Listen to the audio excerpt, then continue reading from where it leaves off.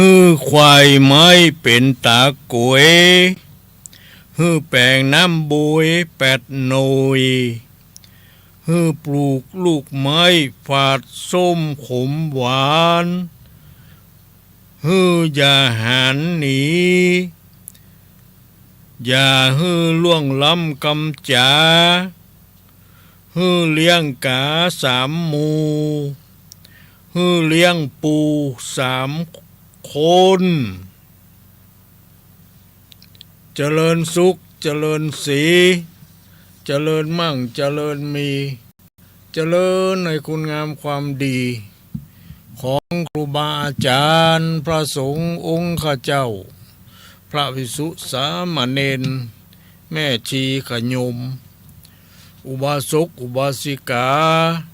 ผู้ใคร่ในธรรมทั้งหลายทุกคนทุกท่านที่กำลังเปิดเครื่องรับฟังรายการประทีปธรรมวันพฤหัสบดีซึ่งก็ดำเนินรายการโดยตุลุงวัดห้างต่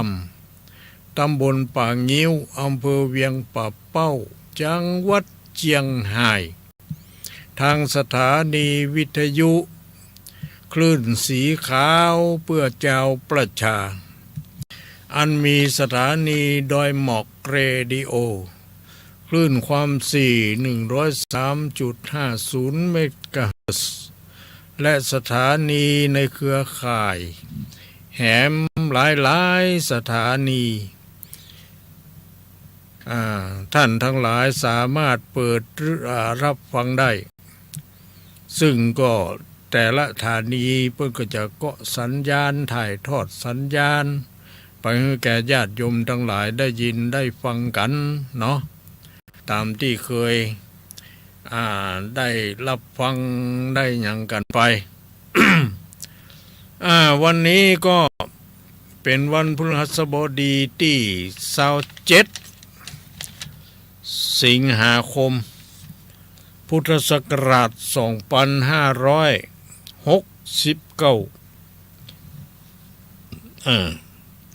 คืน14 ค่ำเดือน11เหนือเห็นหรอตามปฏิทินก็บอกว่าวันนี้เป็นวันเสีย37 11โสรีคุลุเห็นหรอเสียเสากับพัดเห็นหรอวันนี้เป็นวันพัดนี่เนาะก็อย่างที่ตุลุงเคยว่านั่นแหละวันเสียเราทำดีเป็นวันดีของเรา วันดีเราทำเสียเป็นวันเสียของเราวันดีวันเสียไม่ได้อยู่ที่วันมันอยู่ที่การกระทำของเฮาต่างหากเห็นเนาะอันนี้พอจะเชื่อก็ได้บ่เชื่อก็ได้แล้วแต่นะก็บ่ได้ลบหลู่กรรมบ่เก่ากรรมหยังถ้าไผถือก็ถือไปความจริงแล้ววันเสียวันดีอย่างต่างๆเนี่ยคำว่าวันดีนั่นเปิ้นถึงหมายถึงวันที่มีความพร้อมวันที่เฮาได้ เตรียมดามีความพร้อมทุกสิ่งทุกอย่างนั่นแหละถือว่าเป็นวันดีเนาะเช่นอย่างเขาจะทำบุญอย่างนิมนต์พระเจ้าแล้วเสร็จเรียบร้อยเนาะมีเงินมีทองมีปัจจัยมีข้าวของมีอาหารการกินบอกพี่น้องเจ้าบ้านอันยังต่างๆเรียบร้อยหมดมียังเนาะคล้ายๆอย่างนี้ถึงวันเวลามาก็ประกอบพิธีได้เลยอย่างนี้ เรียกว่ามีความพร้อมละเนาะทุกสิ่งทุกอย่างเนาะอันนี้ ก็ท่านทั้งหลายอยู่ที่ใดที่หนึ่งจะใกล้จะไกลอย่างใดก็ลองเปิดเครื่องวิทยุไหลหาสถานีไฟถ้ามีเสียง ตุลุงก็แสดงว่าฐานีนั่นเปิ้นถ่ายทอดเนาะไปคือแก่ญาติโยมได้ยินได้ฟังกันก็ฟังกันไปยังกันไปแล้วก็ประมาณ2 ชั่วโมงนะคือเริ่มตั้งแต่บัดเดี๋ยวนี้ไป20 นาฬิกาเนี่ย15 นาทีเนี่ยไปเรื่อยๆเขาก็ก็จ้ากันไปเรื่อยๆก็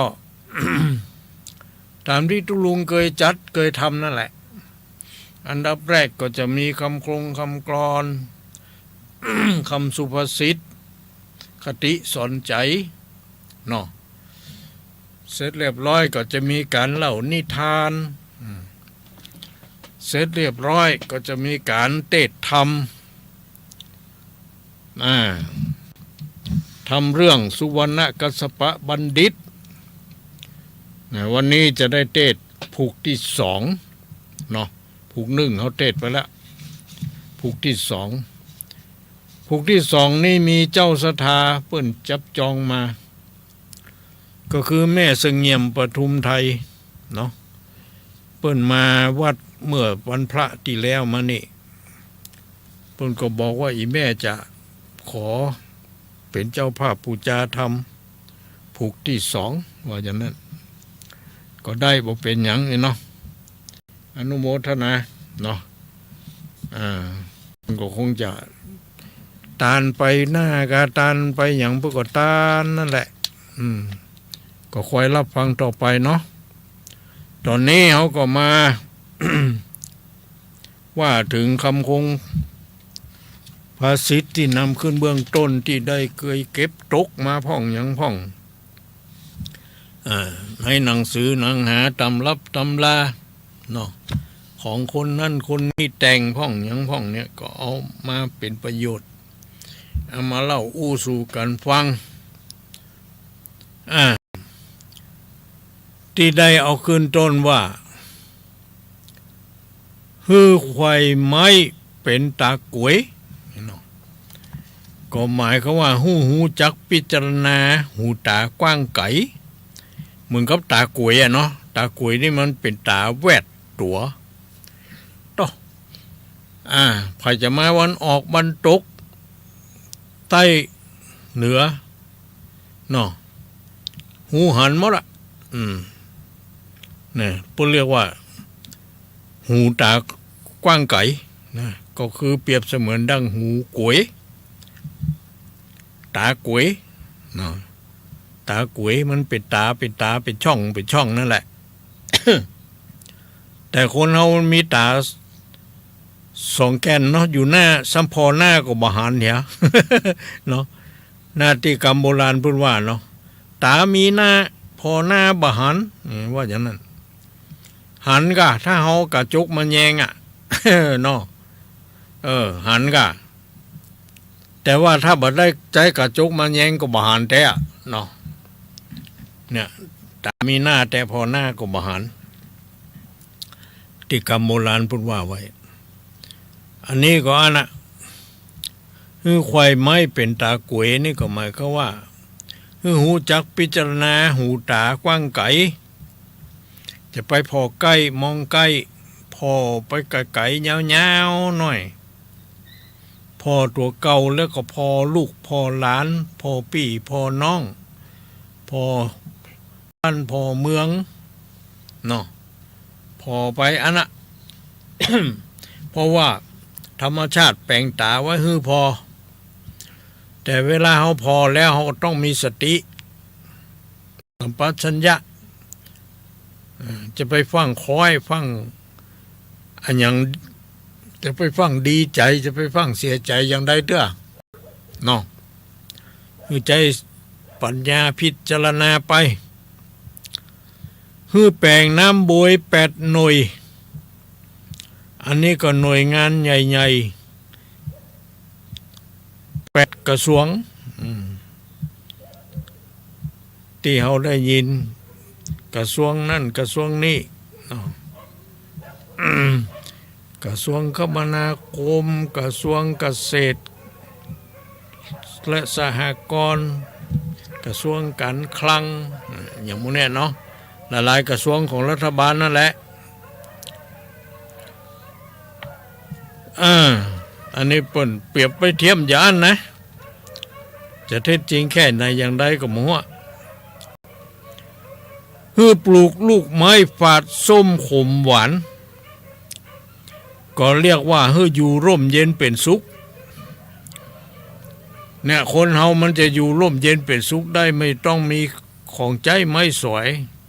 ครบครันเนาะอย่างเฮามีรถถีบเฮาไปไหนก็ดีน้อยเว้ยกว่าการเดินถีบรถไปเห็นเนาะถ้ามีรถเครื่องก็ดีขึ้นมาแถมน้อยคือเว้ยกว่ารถถีบ แต่ว่าเขาไปได้คนเดียว2 คนประมาณนั้นแต่ถ้ามีรถปิกอัพรถเก๋งรถอย่างโอ้นี่ไปได้หลายคนเนาะแล้วก็ไวกว่ารถเครื่องก็ว่าได้นะนี่เพราะนั้นเพิ่นถึงบอกว่าปลูกลูกไม้ฝาดส้มขมหวานเนี่ยก็หมายความว่า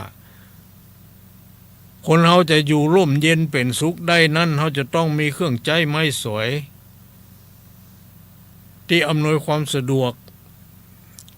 ให้แก่เขาในการเป็นอยู่ในการทำงานในการท่องเที่ยวในการไปที่ไหนอย่างใดก็แล้วแต่ มันก็ไปตามยุคตามสมัยอีกแล้วนะต่อไปก่อนเพิ่นเดินเพิ่นเตียวกันเพราะมันบ่มีรถก็จำเป็นต้องเดินต้องเตียวกะหรือว่าขี่ม้าเนาะสมัยก่อนขี่ล้อขี่เกวียนขี่หยังเอาต่อมาบ้านเมืองมันเจริญขึ้นเจริญมาก็มาใจรถใจหยังไปนะไปทั้งพื้นดินไปทั้งบนอากาศทำไวกว่าพื้นดินเนาะขึ้นเครื่องบินไปจากเชียงใหม่ไปกรุงเทพเนี่ยชั่วโมงบ่ถึงเนาะ50 กว่านาทีกะประมาณนั้นแต่ถ้าเอาไปรถ12 ชั่วโมง16 ชั่วโมง ถ้าไปแบบสบาย16กันนะถ้าไปไวแหมน้อยก็ปานกลางนี่ก็12 ชั่วโมงถ้าไปเว้ยแต่ก็เรา8 ชั่วโมงประมาณอย่างเนี้ย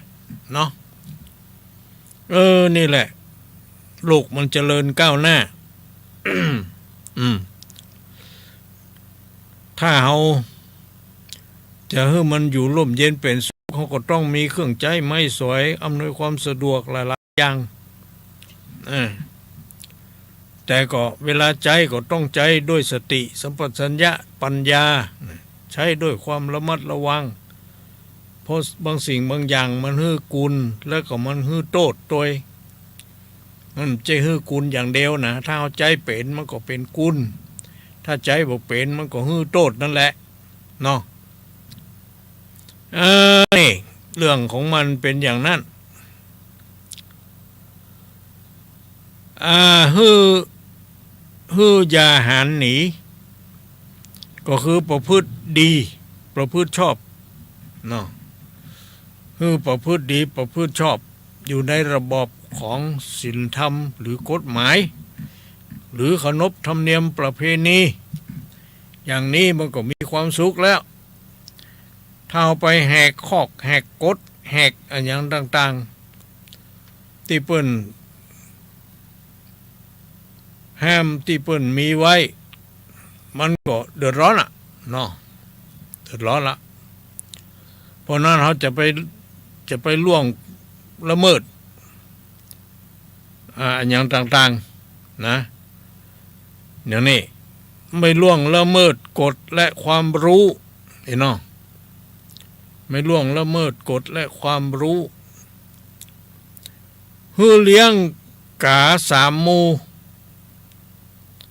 เลี้ยงกา3 หมู่ ก็คือให้มีสติสัมปชัญญะพิจารณา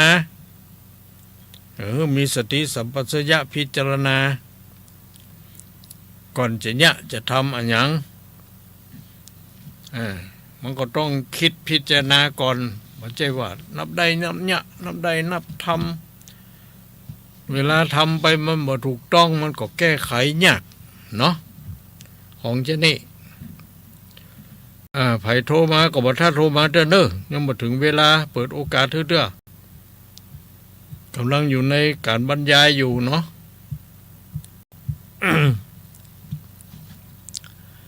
แล้วก็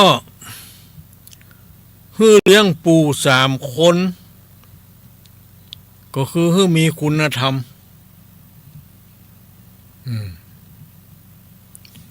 ฮื้อมีคุณธรรม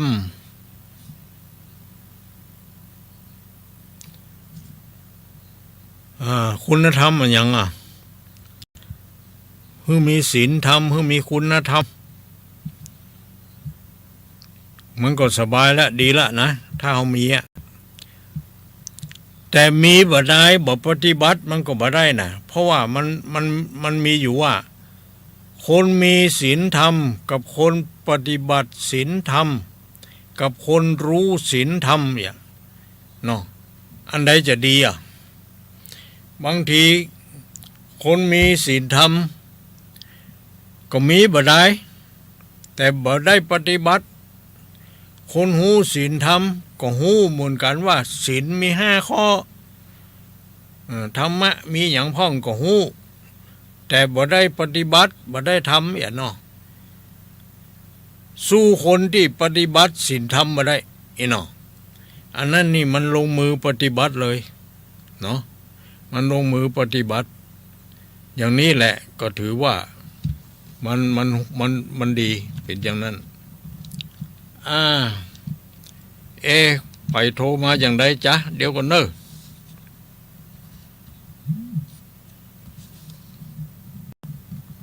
มีเรื่อง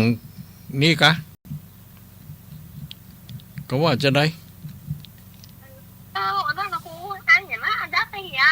อันยังอันเครื่องเครื่องอันยังเครื่องอันยูเทียนถ้าครูออกก็โมโหเนี่ยมันไปดับได้แน่ไปฟังฐานนี้ไหนลองไหลไปหากะไหลไปหาหลายๆที่มันดับได้อย่างนั้นไหลเท่านั้น9 4 9 3แบบไหนเพิ่นอาจจะบ่ถ่ายทอดเพิ่นอาจจะมีการถ่ายทอดอย่างอื่นก็ได้เฮาก็ไหลไปหลายๆที่กะหลายๆฐานนี้มันอาจจะมีอยู่ลองพอเถอะโอเคไหลบัตัดมันจ้ะน่ากะไหลบัตัดมันตัวกะอย่างมันกะว่าอย่างดับไปเหียนั่นพระเจ้าฟังอยู่นี่นะก็ดับไปเนี่ยพวกเอียกะบัดเดี๋ยวนี้ได้ล่ะดีล่ะได้ละแม่ได้ละเจ้าน่ากะแม่ไรเนอะไม่ไรฟังอยู่เจ้าไม่ไรกะแม่ไรจันทรายเจ้าตลอดได้เป็นอย่างโอเคเนาะเจ้าโอเคสาธุอันนี้ก็ญาติโยม ได้รับฟังว่าฐานนี้มันดับไปบางทีก็มันไหลบัดตัดมันดีมันสุดสัดมันก็อาจจะขาดหายเป็นธรรมดาเนาะเพราะว่าเครื่องส่งบางทีมันกำลังส่งมันบ่เท่าเดียวกันบางเครื่องมันก็แห้งหน่อยบางเครื่องมันก็อ่อนตามศักยภาพเนาะของเครื่องนั่นแหละบางทีเพิ่นก็ให้ส่งได้กี่กิโลวัตต์ต่ออันส่งเกินกว่านั้นก็บ่ได้มันผิดกฎระเบียบอย่างเพิ่นนี่ก็ลองไหลไปละนะถ้านี่มันฟังว่าชัดเจนก็ลองไหลไปพอถ้าไหลไปหมดนั้นบ่มีสักอย่างอีกก็อันนั้นเพิ่นคงจะบ่ได้ถ่ายทอดกันอย่างกะญาติโยมทั้งหลายเดือดร้อนฟังอยู่ดีๆว่ะมันหายไปอีกว่ะก็เป็นหยังเนาะก็บอกว่าลองไหลไปแหมอาจจะมีอยู่นี่เนาะเอาละเขาก็มาเข้าอยู่สู่คดีธรรมที่ว่าแถมกรรมแล้วว่าฮื้อเลี้ยงปู่3 คน อันนี้หมายถึงให้มีคุณธรรมเนาะ มีคุณธรรมคือแต่งกล3 ด้านก็คือมีทศพิธราชธรรม10 ประการนี่คือเลี้ยงหัวล้าน3 หัว คือปกค่าพาณิชย์นี่ก็ว่ากันไปตามเนี่ยนะนี่ก็บอกว่ากันเนาะก็เป็นคติที่เอาได้ยินได้ฟังกรรมเก่าโบราณบางครั้งบางทีเพิ่นก็ประมวลไว้รวบรวมไว้แต่บางครั้งเพิ่นก็บ่ได้อธิบายให้เฮาฮู้เพิ่นจะทิ้งเป็นปริศนาไว้ให้แก่เฮาได้ไปค้นคว้าให้เฮาได้ไปไต่ถามบัณฑิตนักปราชญ์ผู้ฮู้เองเนาะเป็นไปอย่างนี้อันนี้ก็ว่ากันไปนี่กันไป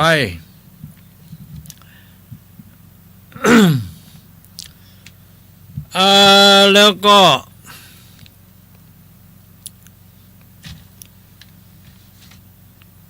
ต่อไปก็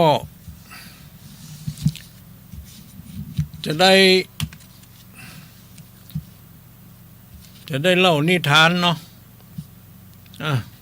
ตามสไตล์นิทานวันนี้ที่จะเป็นคติสอนใจของคนเฮาว่ามันเป็นจะได้เนาะ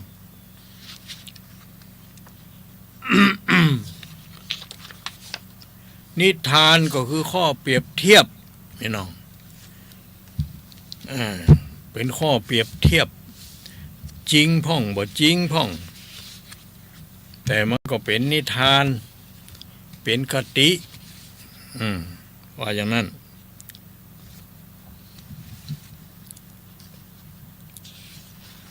อันนี้วันนี้จะเอาเรื่องอย่างม้าแข่งในโรงสีม้าแข่งในโรงสีเป็นยังไงม้าแข่งในโรงสีมีม้าแข่งเรืองชื่อตัวหนึ่งนะมีม้าแข่งเรืองชื่อตัวหนึ่งซึ่งคว้ารางวัลมาได้หลายต่อหลายครั้งเวลาเจ้าของมันเอาไปแข่งนี่มันคงจะวิ่งไวนะทีนี้มันก็จึงภูมิใจในความเก่งกาจและความสามารถของตัวเองเป็นอย่างมากนี่ม้าตัวนี้นะเจ้ามาไปแข่งเมื่อใดก็ได้รางวัลครั้งเป็นม้าที่มีความแข็งแรงวิ่งได้ไวนี่อย่างนี้เวลาเอาไปแข่งไปอย่างนี้วิ่งล้ำหน้าบนปุ่นไอ้น้องอย่างเนี้ยปุ่นเรียกว่าม้าฝีเท้าดีนี่ทีนี้เมื่อเวลาผ่านไปม้าแข่งตัวนี้ก็แก่ชราลงเรื่อยๆมันก็เป็นธรรมดาเนาะเมื่อหนุ่มกำลำไม้บ่าแป้งแห้งมีมันก็เหมือนกับคนเขาเนี่ยการเหมือนฟ้าผ่า ฟ้าผ่านี่คลึกเนี่ยเนาะเพี้ยงเนี่ย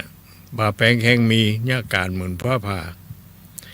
แต่ทีนี้เวลาเท่าโรยราไปบ่าที่แปลงแห้งที่มีมันก็ถดถอยเนาะการก็บ่เหมือนฟ้าผ่าแล้วอย่างนี้นะมันเหมือนกันบอกว่าคนและสัตว์เนี่ยเวลาแก่ไปเนี่ยทุกสิ่งทุกอย่างมันก็ถดถอยเนาะบาปที่แปลงแห้งที่มีมันก็บ่มีละอย่างนี้เมื่อเวลาผ่านไปเนี่ยม้าแข่งมันก็แก่ชราลงเรื่อยๆจนมันวิ่งแข่งไม่ไหวอีกต่อไป ก็มันไปไหวว่ะมันแก่แล้วนี่เนาะถึงไปแข่งมันก็บ่ตันม้านุ่มเนาะเพราะมันเป็นม้าแก่อย่างกับคนแก่เขาเนี่ยกันเนาะโล่นบ่ไหวบ่ตันคนหนุ่มเวลาย่างเดินทางอย่างต่างๆก็บ่ตันคนหนุ่มย่างเว้ยคนเฒ่าย่างจ้าก็เป็นธรรมดาอยู่นั่นเนี่ยเพราะมันแก่แล้วนี่จนมันวิ่งแข่งไม่ไหวอีกต่อไปทีนี้เจ้าของมันจึงขายให้แก่ลงสีเข้าแห่งหนึ่งโอ้ยหันว่าเปิ้นบ่มีประโยชน์แล้วขายเนาะอันเนี้ยเจ้าของแบบนี้ก็บ่ค่อยดีนะคนเฒ่าสมัยก่อนเนี่ยท่านทั้งหลายเปิ้นมีควายใส่นาเวลาปลูกเข้าอย่างแล้วให้เปิ้นมัดขวนควายมัดมือควายนี่แล้วเปิ้นถึงบ่ขายนะอินดูเพราะมันมีประโยชน์มีกูลมีก้าทำนาให้เฮากินเข้าเนี่ยแต่คนสมัยบ่เดียวมันบ่อย่างอันนี่เนาะหันว่างัวควายบ่แปลงแห้งบ่มีเท่าแล้วยังได้ใจการบ่ได้ขายให้เปิ้นค่าเหี้ยเนาะโอ้อันนี้อินดูแตะสัตว์เนาะนี่ก็เหมือนกันนะเจ้าของม้านี่เมื่อม้ามันวิ่งบ่ไหวไปแข่งบ่ไหวอย่างใดแล้วก็เลยขายไปให้แก่ลงสีเข้าแห่งหนึ่งทีนี้เจ้าของลงสีเข้านั้นมันก็นำเอาม้าตัวนี้ที่ซื้อมาเนี่ยไปใช้งานในโรงเลื่อยอย่างนักโดปอโตม้าแก่แล้วไปใจเปิ้นอย่างนักแค่เหมาะโดยมอบหมายให้มันลากเครื่องโม่เข้าทุกวันโดโอ้ม้าแก่ม้าเฒ่ามันไปมีแห้งมีหยังเนาะบังคับให้เปิ้นลากเครื่องโม่เข้าทุกวันวะม้าแข่งตัวนี้มันก็รู้สึกเศร้าสลดใจนี่ในโชคชะตาของตนเองนักมันก็จึงคิดว่าโลกนี้สร้างไม่มีอะไรที่ยั่งยืนเลยจริงๆครั้งหนึ่งข้าเคยมีชื่อเสียงที่สุดในสนามแข่งม้าอันทรงเกียรติไม่มีม้าตัวไหนที่จะแข่งเทียบกับข้าได้ข้าชนะทุกครั้งแต่ตอนนี้ข้าเฒ่าแก่แล้วแหงก็ไม่มีแล้วเจ้าของก็มาขายให้แก่ลงสีทางลงสีก็เอามาใช้ประโยชน์ให้ข้าบังคับข้าให้ลากอย่างลากเครื่องโม่เข้าทุกวันนี่เนาะอย่างเนี้ย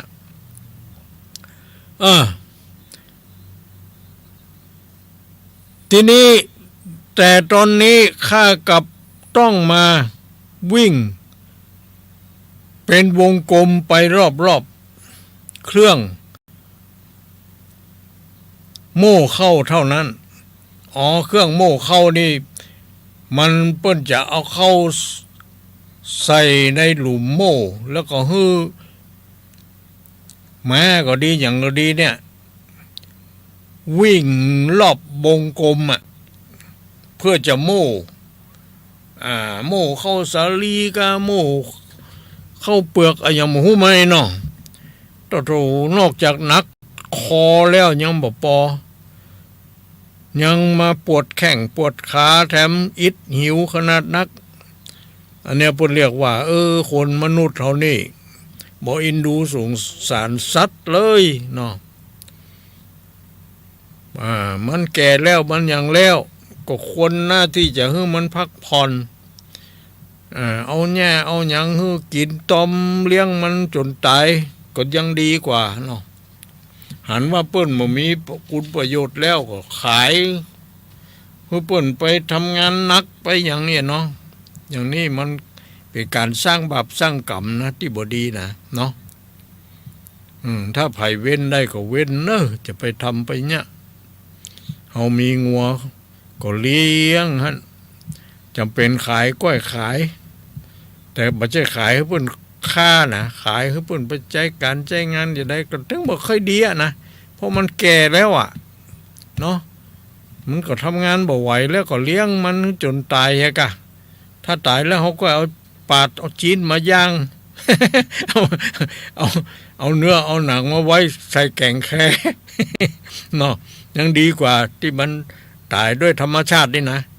เขาก็บ่ได้ฆ่ามันบ่ได้เบียดเบียนอย่างมันตายไปตามธรรมชาติตามการเวลาก็เป็นอย่างเนาะบ่ใช่ว่ามันบ่มีคุณประโยชน์ต่อเฮาแล้วไปขายมันไปทำงานหนักยิ่งกว่านั้นแถมอีโอ้มันเป็นการข่มเหงสัตว์เนาะมันบ่ปากบ่จ๋าบ่อู้บ่ได้ลูกถ้ามันปากได้อู้ได้รู้มันก็จะขอชีวิตขออย่างกะนี่นะอันเนี้ยเป็นคติสอนใจว่านิทานเรื่องนี้สอนให้รู้ว่าอีหลองเกียรติยศชื่อเสียงเป็นสิ่งที่ไม่จีรังยั่งยืนอีหลองเหมือนกับม้าเนี่ยเมื่อหนุ่มกำดำไม้มีเกียรติยศชื่อเสียงไปแข่งที่ไหนก็ชนะได้รางวัลนี่เนาะแต่ต่อมามันก็บัจีรังยั่งยืนน่ะเนาะเท่าแก่แหล่ลายไปแล้วก็ไม่สามารถที่จะทำได้เหมือนเดิมอีกแล้วก็เหมือนกับว่าเกียรติยศชื่อเสียงที่ทำมานั้น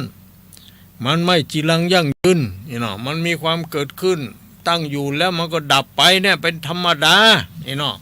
เหมือนกับชีวิตของคนเฮาเนี่ยหรือชีวิตของสัตว์นี่แหละเกิดขึ้นครั้งแรกก็ดูดีดูงามอ้วนท้วนสมบูรณ์มีบ่ามีแหงพออยู่นานไปก็แก่เท่าชราหูตามัวฟังสปาสเปดเนาะมันเป็นอย่างนี้เหมือนกันทุกรูปทุกนามนะบอกว่าสัตว์มนุษย์บอกว่าสัตว์เดรัจฉานนะแต่ถึงจะไรก็ตามเขาก็ต้องหูคุณหูกล้าของมันเนาะเมื่อมันหนุ่มกำลำไม้มันทำประโยชน์ให้แก่เฮาก็มีบุญคุณแก่เฮาก็ควรจะเลี้ยงดูมันดีๆหน่อยมันทำงานไหวก็ให้มันพักผ่อนไปยังไปเนาะเขาบอกควรจะไปข่มเหงเต็งเต็กมันให้ทำงานจนตายจนอย่างนี้มันก็ลำบากนะเนาะเป็นการสร้างกรรมสร้างเวรที่บดีอันนี้ก็ขอฝากไว้กับทุกคนทุกท่านให้มีเมตตาอารีต่อสัตว์ต่ออย่างต่างๆ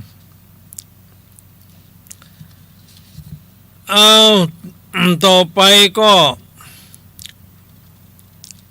จะได้ประกาศอนุโมทนาญาติโยมที่ ได้บริจาคเป็นค่าน้ำค่าไฟค่าอย่างมาเนาะก็จะได้ประกาศอนุโมทนาให้แก่เทวบุตรเทวดาอินพรหมยม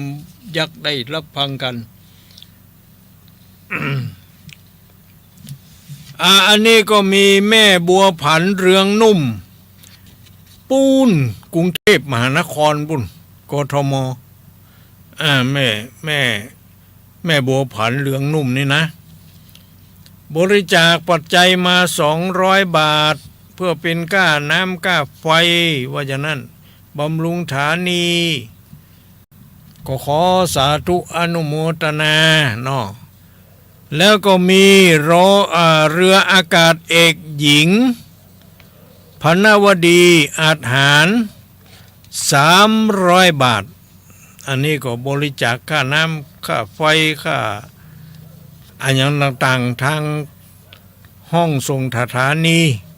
บางครั้งบางทีมันก็ต้องมีใจจ่ายเนาะอยู่ได้ก็เพราะปัจจัยเนาะถ้ามันขาดปัจจัยมันอยู่ไม่ได้ มันก็เหมือนกับคนเราเนี่ยอยู่ได้ด้วยอาหารก็ได้มาจากการเงินการทองอย่างที่ไปซื้อไปหามาเนาะ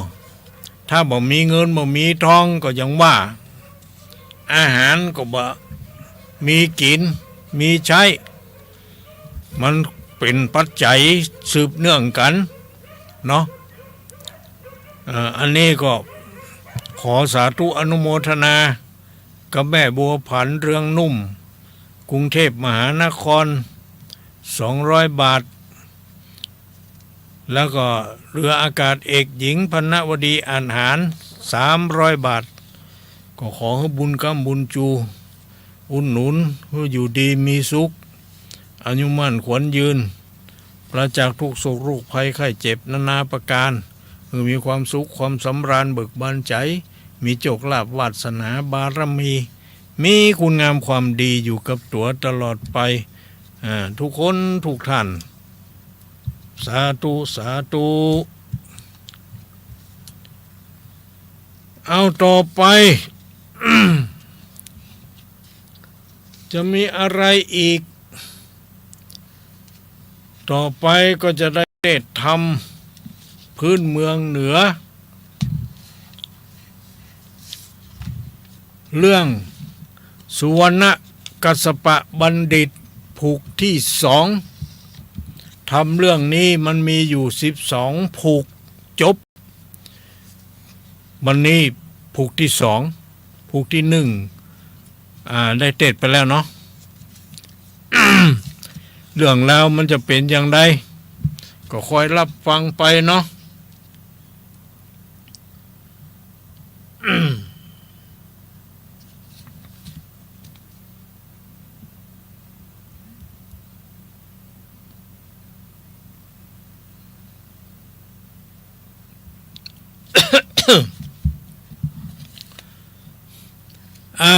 ทำพรุ่งนี้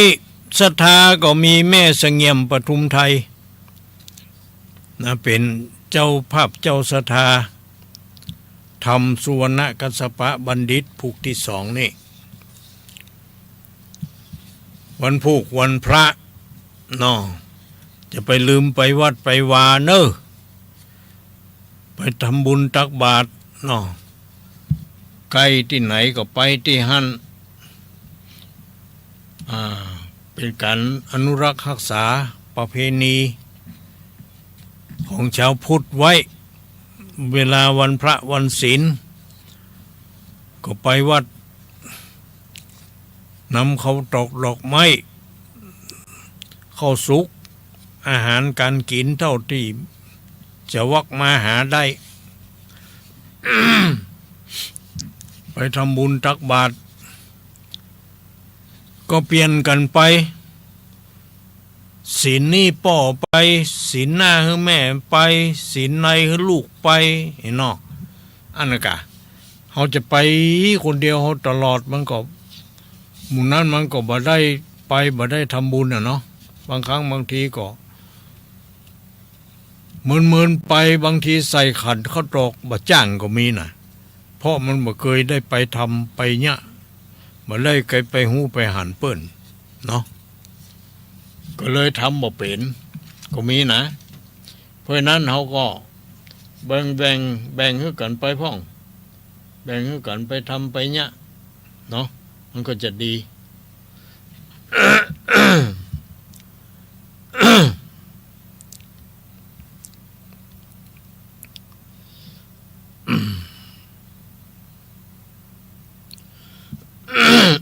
โอ้ยไออยู่ เอาเนอะทุกคนมีศีลอยู่กับตัวแล้วนะสมาทานวิรัตสัมปติวิรัตสมุจเฉทวิรัต ถ้าเขาตั้งเจตนางดเว้นไหว้สาเอาก็ถือว่าเขาเป็นผู้มีศีล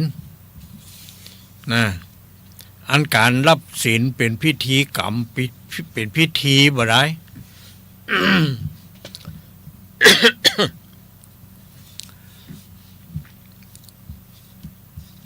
เอาทุกคนพร้อมแล้วที่จะรับฟังพระธรรมเทศนาพื้นเมืองเหนือเรื่องสุวรรณกัสสปะบัณฑิตผูกที่2ทำเรื่องนี้มี12ผูกขณะนี้กำลังผูกที่2อยู่ยังแถม10ผูกใครจะเป็นเจ้าภาพก็จองไว้เนิ่มมา โทรมาบอกก็ได้บอกเป็นยังโอนมาก็ได้ ได้ทั้งนั้นทำใจก็ได้สมัยบ่เดียวเอาตั้งอกตั้งใจรับฟัง นะโมตัสสะภะคะวะโตอะระหะโตสัมมาสัมพุทธัสสะอัตถะโคมหาเมโคอุทาหิตวาวาสังวาสาเปตวาปัญจนาคาลาวาสิโนสัพพสัตเตมหันนาเลวินาสังปะเปติติสาธาโวฟังโสดุลาโสตุจานาสัพพุลิสาตั้งหลายตั้งยิ่งใจเท่าแก่ตั้งพ่อแม่น้อยนานอันมานั่งเปิดเครื่องรับฟังอยู่ตั้งบ้านพร้อมหน้ากล้วยทอมธาดาฟังนี่ยายยังเงาบ่แจงจะกล่าวแสงไปหลายทุกยิ่งใจน้อยใหญ่จุงมีใจไฟตั้งบุญอันจะเป็นกุลไปหน่อยหือเว้นจากกรรมบาปกล้าหลวงลายจุงปากันรักษากายวาจาและใจหือเป็นปกติมีความดำริเว้นจากปาปกรรมอันเป็นบาปกุศลตั้งใจเว้นจากเว้นหาประการคือปานาติปาตาเวระมณีหือแผ่เมตตาไมตรีอย่าประมาทแก่สัตว์ทั้งหลายอย่าขาดอย่าปองร้ายอาฆาตชีวีหือสัตว์ได้เสียงอินทรีมวยมอดจากเป็นขอดไว้ใหญ่หลวงจักนำเอาตัวไปใหม่ในอาบายเกิดมาชาติใดก็เป็นโรคาพยาธิมีอาพาธมาเบียดเบียนตนเกิดมาเป็นคนบ่สมประกอบทุกลำมอกะเหลือประมาณ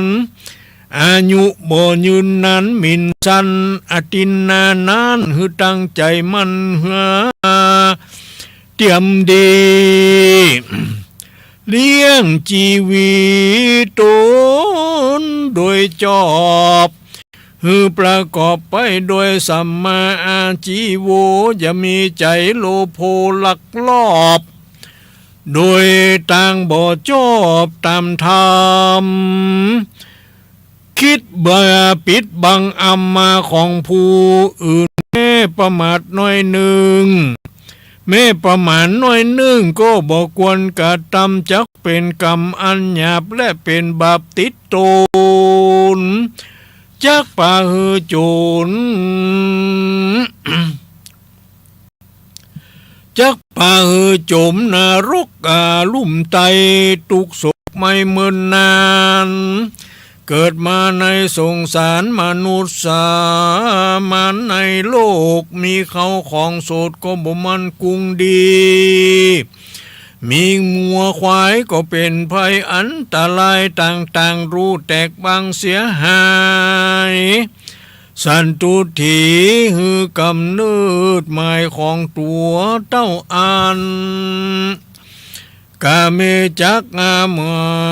มัดมันนาไม่ด้วยลูกเต้าเมียแป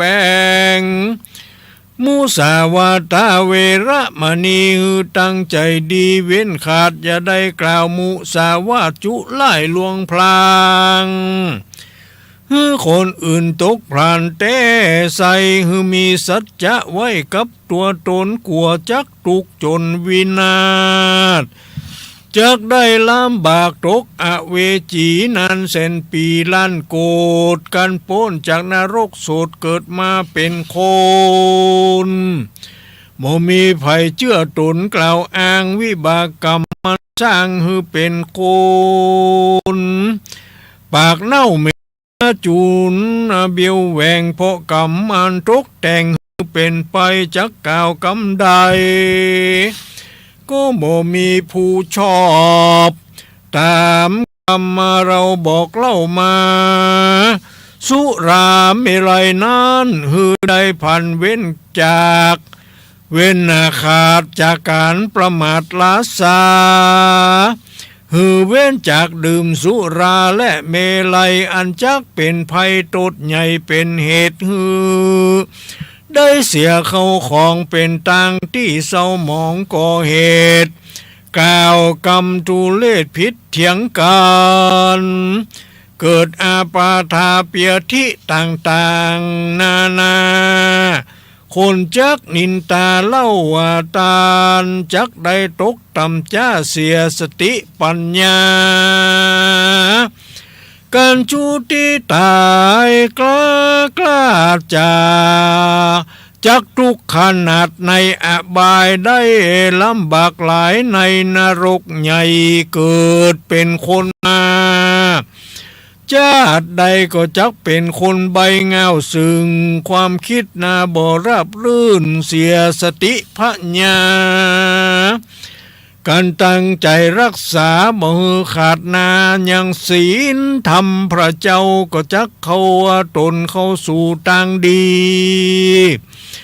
การบุญปาลมีแก่กล้าก็จักไว้นาเข้าสู่นิพพานบ่อย่าจะแลนา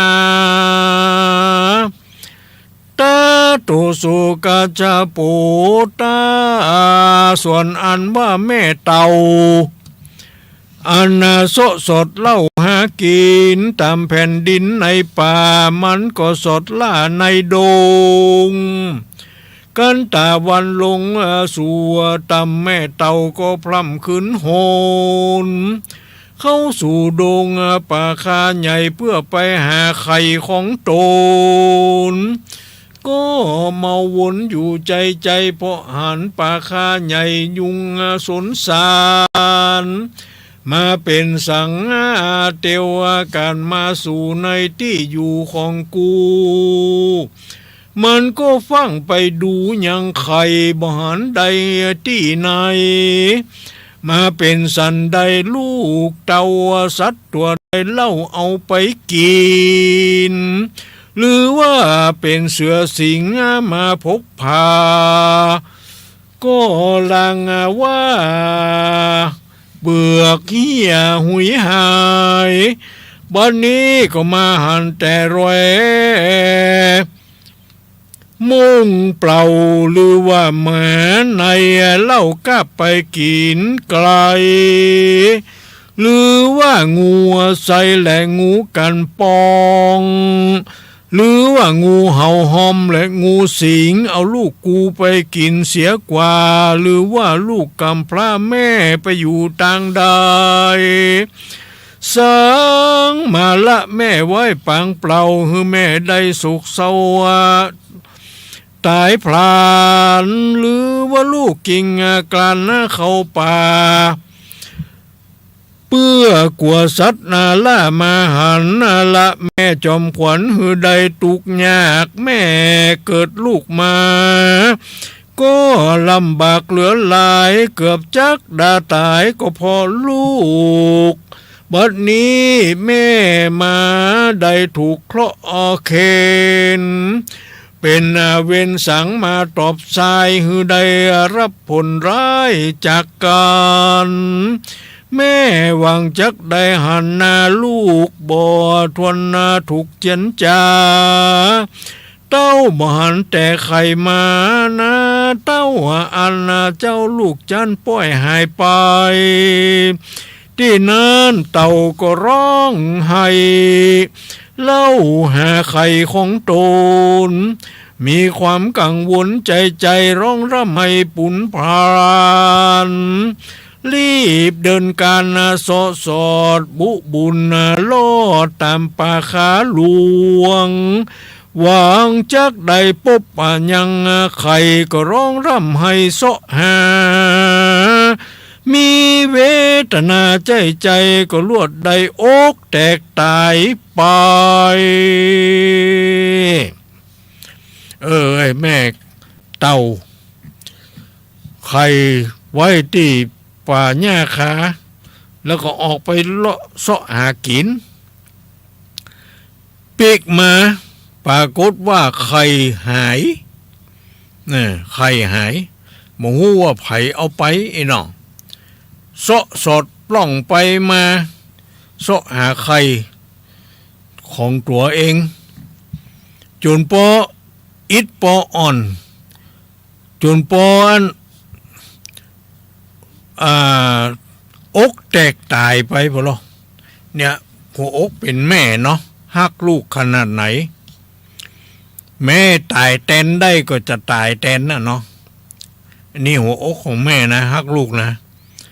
อันนี้ยังเป็นไข่อยู่ไข่หายไปเสาะหาที่ไหนก็บ่ปะเนาะก็เลยมา อกแตกตายเนี่ย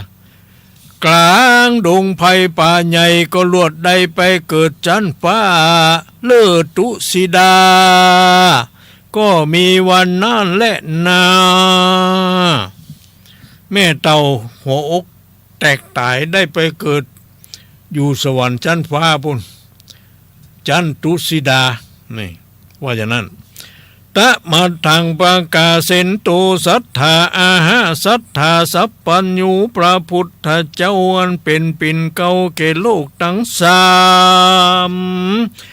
พระก็เทศนาเก่าแสงเพื่อหือแจ้งแก่ปาลิสัตตั้งหลายว่าภิกขเวดูราภิกขุตั้งหลายอันเป็นสายอาลีญาจาติมีศีลหน้าบ่ขาดเสียตนปางเมื่อเราพระองค์เกิดมาสร้างสมปานวันนั้นได้เกิดในชาติจันทร์ของสัตว์เดรัจฉานเกิดเป็นเต่าคำตัวน้อยได้ไปอยู่กับคนทุกข์ยากไร้สองขาส่วนแม่มาตาอันเป็นเต่าก็เสาะหาไข่เล่าไปมาลวดเวทนาตายอกแตกเอาอินทรีย์แยกไปเกิดในสวรรค์ก็มีวันนั้นแหละนาตาโตปัฏฐาญาตั้งแรกแต่นั้นไปนาเจ้าหนอลาโปติสัตตาอันมีกาญาเป็นเต่ามีตัวเล่าเป็นองคำถึงเวลากาละมาควายก็ออกมาจากเลาะไข่มาเป็นเต่าตัวงามแต่เล่านักหนาผิวเลืองงามมาโปแป้งเป็นคำแดงแต่งสดใสลุงเรื่องไรว่าผู้ผัวหักมาแยงส่วนเมียแป้งเขาลูฮือได้อยู่เหมือนกันมีความรักพันคาคอยเหมือนดังลูกน้อยเกิดในอกตนสองปู่ย่าเท่าเอาไข่เต่ามาอารมณ์อร่อยลูกกันปากันฮักกว่าเหมือนกับลูกของตัวเองเพราะว่ามันมีลูกเราสองเท่านี้เนาะ และไว้เฮืออยู่กับเฮือนตุบน้อยสองผัวเมียก็เสาะกินข้าควายทุกวันหาลูกไม้หัวมันมายื่นปั่นฮือบ่ได้ขาดสักมือแรงง่ายส่วนคนตั้งหลายในบ้านเมื่อเขาหู้ว่าเต่านั่นเป็นคำเขาก็ตื่นกันมาพอยังเต่าน้อยนออองคำป้ากันมาไหลทุกวันบ่ขาดเหมือนเปิ้นเข้ากาดขายของคนทั้งหลายหูข่าวได้ยินข่าวเต่าน้อยอองคำงามที่บ้านสองเท่าก็ป้ากันมาพอนะว่าอย่างนั้นลางพ่องก็มาตูมบางพ่องก็มาได้มือเปล่าบางพ่องก็เล่าก็มีเข้าของติดมือมาเพื่อปู่จามหาสัตว์เจ้ามีตังป่ามีตังบ่าเป้าบ่าลางมีป่าตานและกล้วยอ้อยเอามาฮื้อเต่าน้อยได้กินลางพองก็เอามาตังป่าแตงจิงและเขาสารเขาว่าเปลือกลางพองก็เอามาบ่อเลือกตังหัวเผือกและหัวมันเพราะเขาไข่หันเต่าน้อยพ่องก็มาคาค้อยว่าสังมางามตาส่วนสองขายากไรก็ลวดบ่ได้ไปต่างใดเพราะคนตั้งหลายมาบานส่วนผู้มั่งมีนั้นก็เอาเงินคำมาปั่นเพื่อเป็นของขวัญแลกพอยังเต่าน้อยนออองคำส่วนกูสกากับสุมิตาหน่อยนาดก็ลวดหากได้สุขบานสองปอเท่าแม่เนี่ยที่ชื่อว่า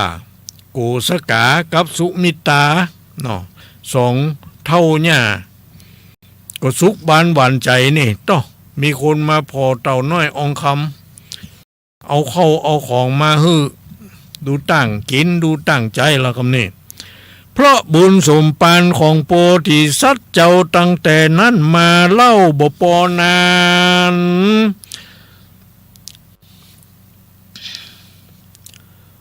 เจ้าองค์คานเต่าน้อยก็ปากจ๋าขาค้อยเป็นกำโคนเรียกตุกตะผู้อับจุนว่าพ่อแม่อันมีกำปากแต่ม่วนหูส่วนของบุญจูส่วนสองบุญจูพ่อแม่อันใดแก่โกสกากับสุมิตาน้อยนาดก็หากมาปรึกษากันใส่ชื่อโพธิสัตว์เจ้าว่าสุวรรณเต่าคำว่าอ่าน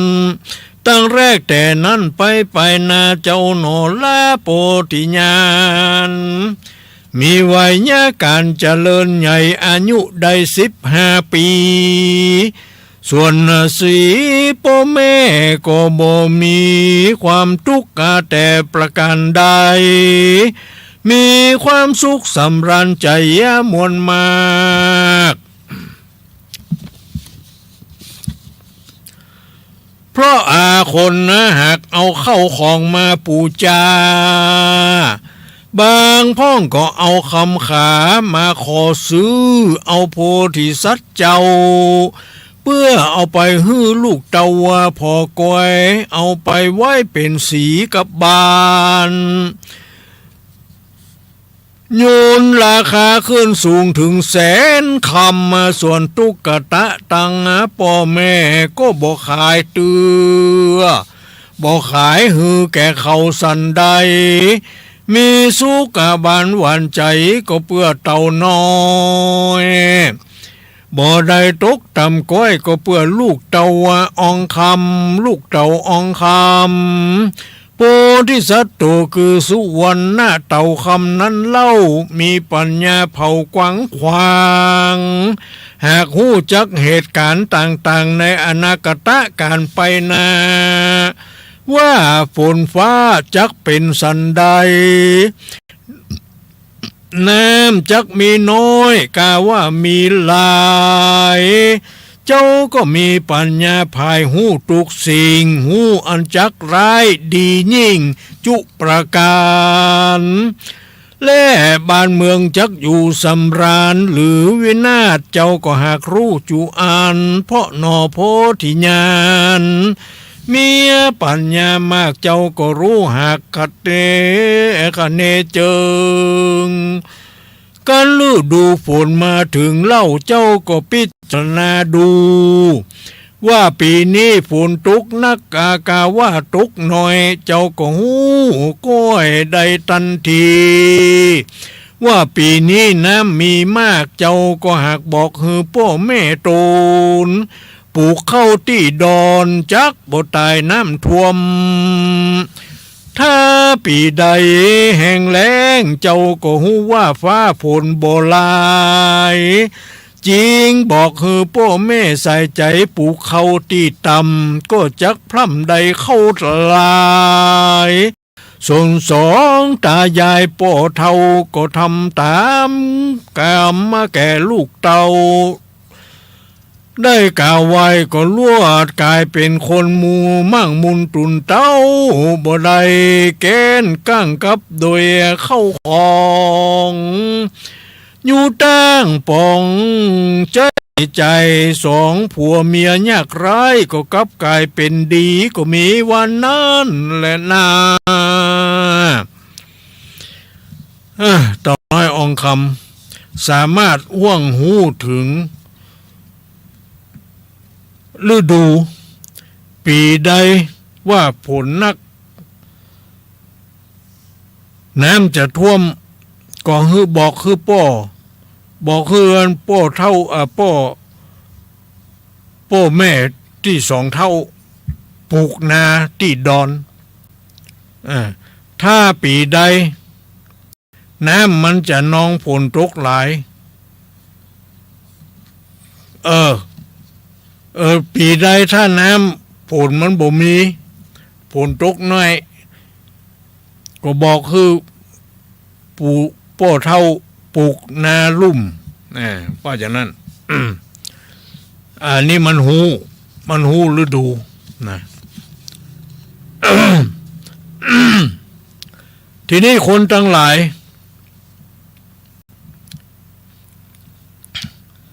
ก็ว่าเขาปลูกข้าวกล้าปลูกอย่างในนาจะได้ว่าน้ำท่วมน้ำหยังอีน้องสองหญ้าเท่าน้ำก็ยังบ่ท่วมเพราะว่ามันหูเต่าน้อยองคำบอกคือว่าปีได้ฝนหลายปีได้ฝนน้อยเนาะเป็นอย่างนั้นตาโตสุกุมาโลสุวรรณกัสสะโปตังแรกแต่นั้นไปนาเจ้าหนอละองคำก็มาพิจารณาเหตุการณ์ล่วงหน้าทวน7 วันโบจ้าหมู่คนทวนนาจะเกิดมีอันตรายหมู่สัตว์ต่างหลายตัวตำบลคงเขตในประเทศปัญจานาก่อนใจเมฆฝนจะตกลงไหลหลังลงจากฟ้าพร่ำมา7 วันน้ำจักท่วมทางเหลือหลายคนจักตายมวลมากเจ้าก็คิดคาดคะเนเติงเจ้าก็ล่ำเปิงถึงพ่อแม่อันจักถึงแก่ความชิบหายเจ้าก็จริงเจียนจะบอกฮือตายายพ่อแม่ฮือพิจารณาแต่เตรียมตัวเพื่อบ่ฮือมัวเมาประมาทจริงออกปากเจียนจ้าว่าดูลาพ่อแม่เป็นเจ้าตั้งแต่นี้ไปเล่าได้7 วันจะเกิดอันตรายเป็นการใหญ่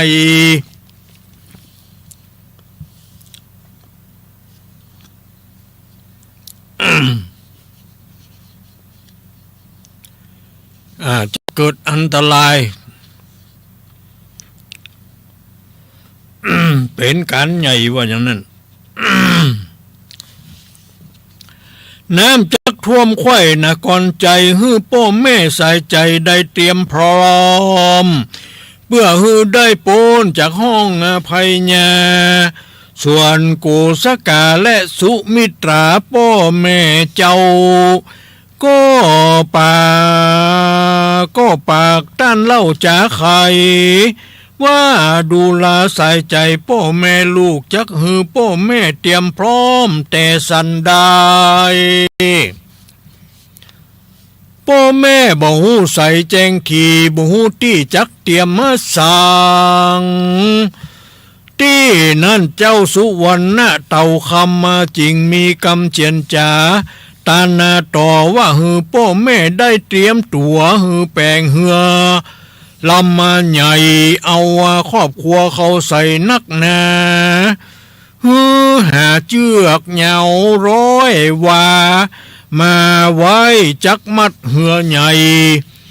บ่ฮือได้ไหลไปขอพ่อแม่ใส่ใจอย่าได้จ้าเตรียมตัวไว้ทาภัยญาที่นั่นกูสกาบ่ได้จากกำใดสักสิ่งก็รีบวิ่งไปหาไม่สร้างมาเล่มใหญ่มากองก่อไว้นักหนาแล้วก็คาดแปงนาวาเรือใหญ่แล้วฟันเชือกไว้ร้อยวาเงื่อนหนึ่งมัดกับเก้าไม้ชำสาต้นใหญ่เงื่อนหนึ่งมาเงื่อนหนึ่งไฟมัดกับหัวเหือแล้ว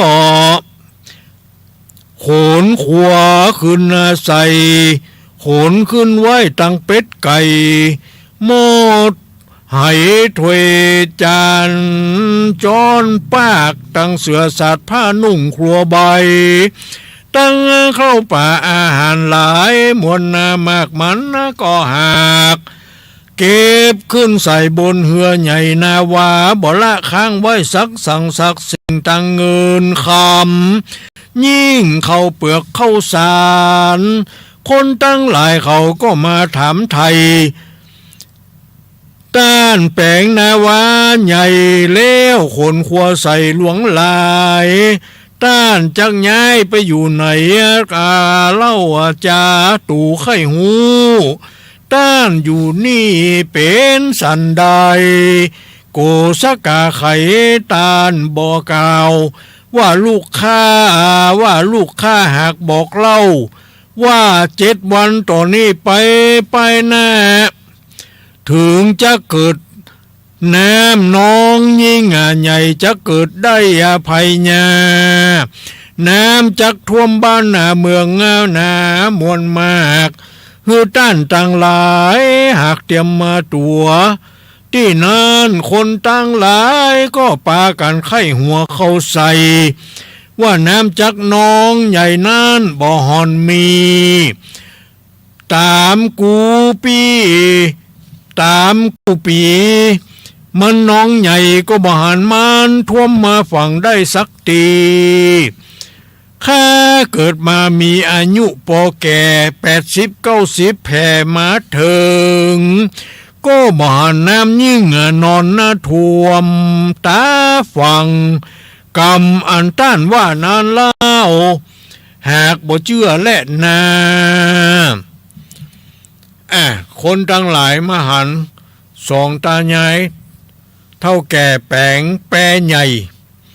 เอาเชือกมัดหัวเหือไปมัดกับต้นไม้ฉำฉาแล้วก็ขนครัวอย่างเข้าใส่คนทั้งหลายมาหันใส่ก็มาถามพ่อเท่าแม่เท่าจะย้ายที่อยู่ไปอยู่ที่ไหนอย่างใดว่าอย่างนั้นพ่อเท่าแม่เท่าก็บอกว่าลูกของข้าบอกว่าตั้งแต่นี้ไปแถม7 วันเนี่ยฝนจะตกมาขนาดนักไอ้หรอน้ำจะท่วมจะนองบ้านเฮือนจะจมน้ำจะไหลอย่างใดเนี่ยข้าก็เลยเตรียมตัวไว้ก่อนตามที่ลูกข้าบอก เขาปากันไข้หัวเขาใส่ว่าบ่เชื่อข้าเกิดมาตั้งแต่อายุ8-90 ปีมาแต่ก่อนมหาน้ำมันจะนองท่วมบ้านท่วมจองสักเตื้อยหรอกบ่มีข้าบ่เชื่อวะ บ่เชื่อก็ตามใจเนาะแล้วเขาขอปากันไปสู่ยังที่บ้านเขาจะเล่นนาตาโตปาทาญาตั้งแรกแต่นั้นไปนาได้7 วันมาค่อยก็เกิดฝนตกใหญ่ตัวนครใจบดมืดไปตัวล่าเสียงเมฆฟ้าขนองบนดังหล่นละลื่นสนั่นกองคะขึ้นวันไหวสายฟ้าเล่นไปพาเจงมาเป็นกรรมน้ำฝนทางลงมาบ่ขาดอากาศกลุ่มไปบนถึง7 วันมาควายน้ำห้วยใหญ่ออกตือกันเป็นเปี่ยวฟองดังคะขึ้นน้ำนองยืงสูง100 วาโดน้ำท่วมแล้วครับนี่สัตว์นาตื่นแตกฟูงคนแยกตัวฟองน้ำไหลพ้องว่ายไปไก่จุจอดไปถึงลอดดอยหลวงพ้องว่ายน้ำบ่เป็นตายกว่าจอยพ้องก็มีเจือกน้อยเจียวหนีฝูงคนมีแกนก้างแบกหีดเงินฟังลงเหือนตาและเจือนนาหลังนาบอกว่าจะหนีไปไหนลั่วจุ่มน้ำตายไปเสียกว่าฝูงเด็กขาร้องล่ำให้สนั่นต้องเต็มเมืองลูกไผ่เมียมันให้แหกกันซาดังหัวเต้าบอกว่าเป็นเสียงไผ่จางมังควายลอยมงมัง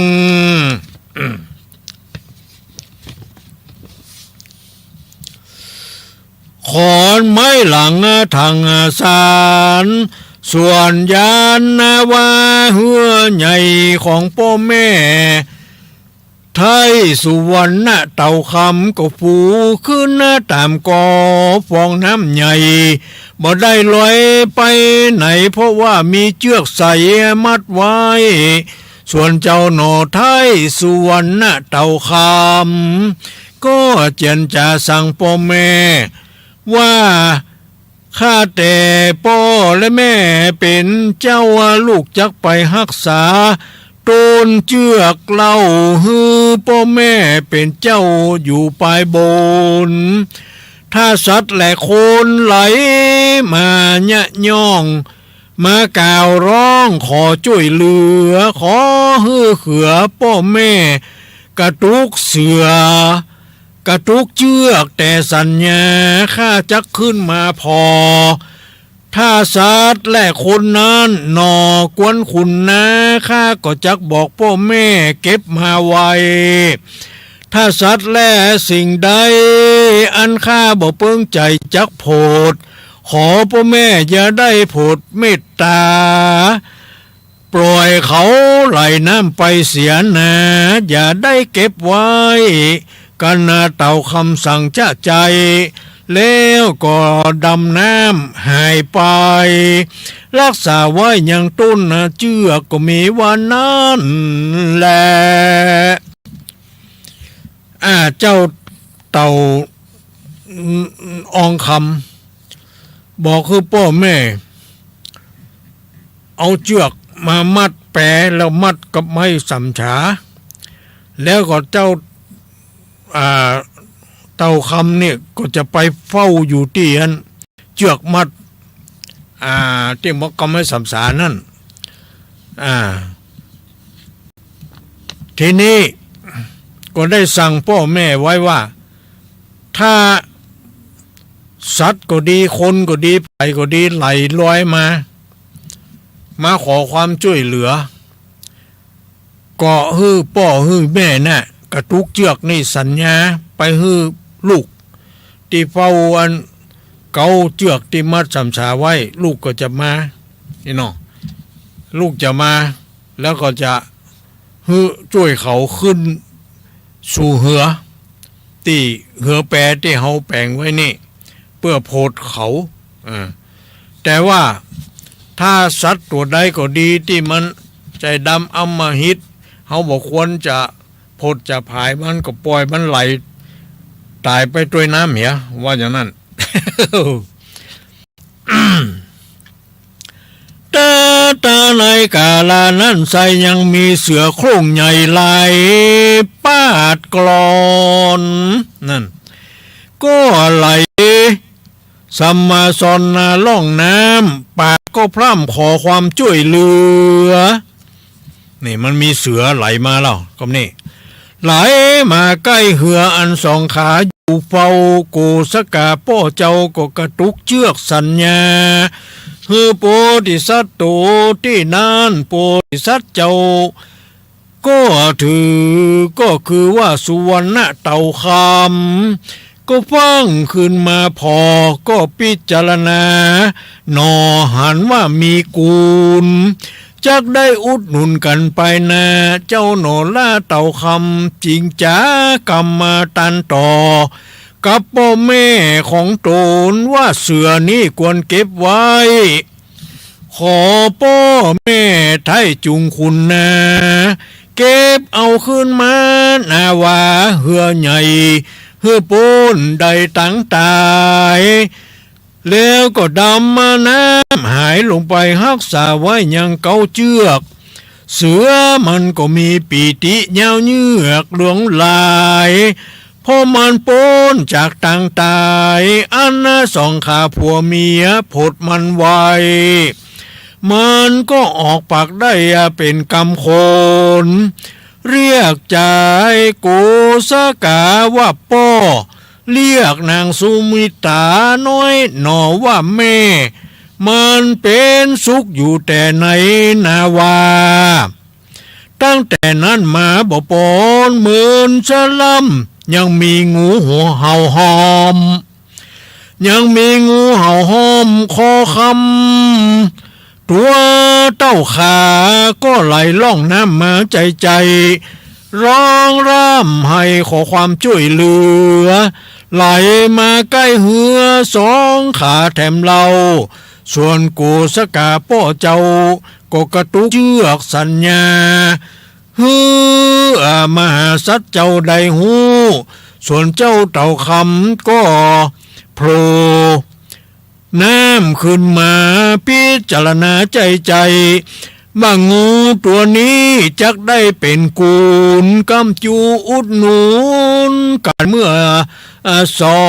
ยเจ้าหน้า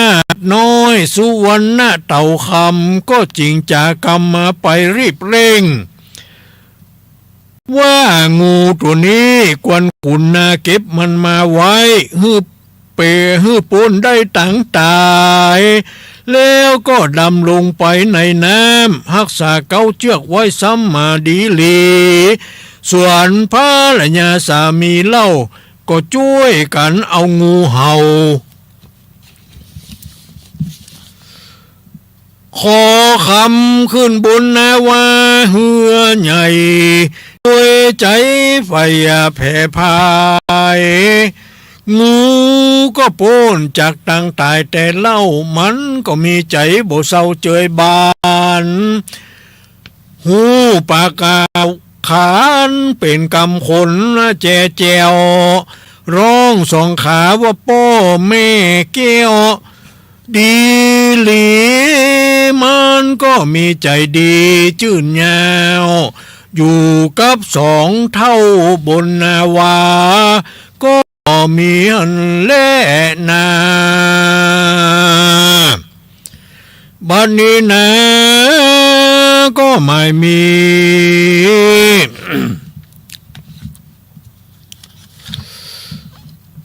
แม่สร้างเยี่ยมปทุมไทย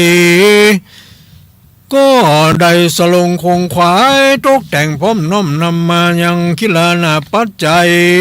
ไตรยวัตถุตันตั้งหลายม้วนผุงนี้เพื่อจักมาถวายปูจาเป็นเจ้าภาพธรรมสุวรรณกัสสปะบัณฑิตผูกที่สองก็ได้เทศนาจบลงไปแล้วแม้นว่ากรรมพาธนาแห่งแม่แก้วมีโดยประการฉันใดก็ขอสมดังมโนไม้ไฟอ่างอย่าได้หลงคล้องค้างสักเยี่ยงสักประการด้วยกุศลบุญตานอย่างนี้พายแผ่ขึ้นไปรอดแก่มเหสีขาเทวบุตรเทวดาเจ้าต่างหลายหมายมีลูกขเทวดาปัปปตาเทวดากาสะเทวดาอินทาพรหมยมราชขุดนักน้ำพระไม้ไอส่วนต่างหลายก็จุงได้มาพัฒนาได้มาอานุโมทนารับเอาซึ่งส่วนบุญกุศลอย่างนี้ได้กินได้บริโภคได้พ้นที่ยากได้ภาคจากที่ทุกข์ได้ถึงสุขที่ดีนั่นจุงจักมีเตียงแต่ดีลีและขอเจ้าศรัทธาการเทศนี้ได้อยู่ดีมีสุขอายุมั่นยืนยาวปราศจากเสียซึ่งอย่างทุกโศกโรคภัยไข้เจ็บนานาประการมีความสุขความสำราญเบิกบานใจมีโชคลาภวาสนาบารมีมีคุณงามความดีอยู่กับตัวตลอดไปนั่นจุกจักมีเตียงแต่ดีลีนี่ที่ต่างขีญาสังวันนาวิเศษยาห้องเหตุธรรมสุวรรณกัสสปะบัณฑิตผูกที่สองก็บังคมสมเลสเดชแล้วตอนนี้ก่อนแล้วจบลงไปแล้วเนาะต่อไปก็รับปอนเนอร์บ่จำเป็นต้องสรุปเนาะก็ได้สรุปไปในตัวหันแล้ว ก็ผูกที่สองมาถึงเรื่องราว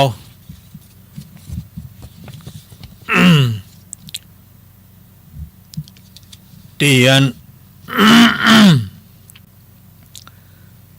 เขาถามลูกเต่าน้อยองคำบอกคือป่อเท่าแม่ย่าว่าฝนจะตกน้ำจะนองอย่างใดเนาะคือเกียมตัวอย่างนั้นอย่างนี้หมู่เจ้าบ้านมาถามบ่เชื่อก็ป้ากันไหลน้ำไหลอย่างไปเนาะเป็นเข้าของเงินทองไหลไปมันก็เหมือนกับอันเนี้ยก้าน้ำท่วมมาที่นั่นเนาะเป็นดีอินดูเหมือนกันบางคนแม่เท่าคนหนึ่งอยู่กับหลานน่ะน้ำปัดไปทางใดหายน้ำปัดไปทางใดเนี่ยเปิ้นเสาะหาไปปะใส่ข้างอยู่ที่เขากล้วยกันอย่างนั้นน่ะเนาะตายไปเห็นละนี่อันเนี้ยภัยธรรมชาติมันมาเว้ยนะมันไม่ใช่มีแต่ปัจจุบันนี้เนาะสมัยพุทธกาลแต่ก่อนก็มีเนี่ยเนาะฟ้าฝนมันตกนักตกหนาตก7 วัน 7 คืนน่ะเนาะเพราะฉะนั้นภัยอยู่ใกล้น้ำใกล้อย่างก็ระมัดระวังหน่อยเนอะระมัดระวังหน่อยถ้ามันนองขึ้นมาก็เอาบัตันน่ะเนาะมันมาเวยลำไปเนี่ยเป็นอย่างนี้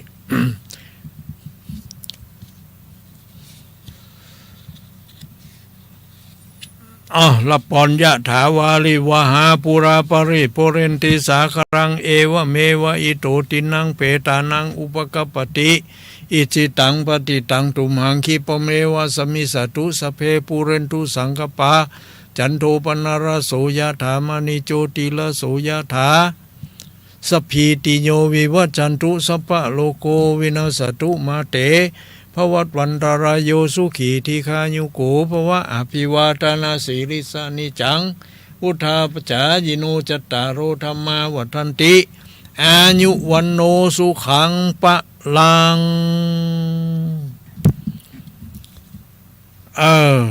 ขณะนี้เวลา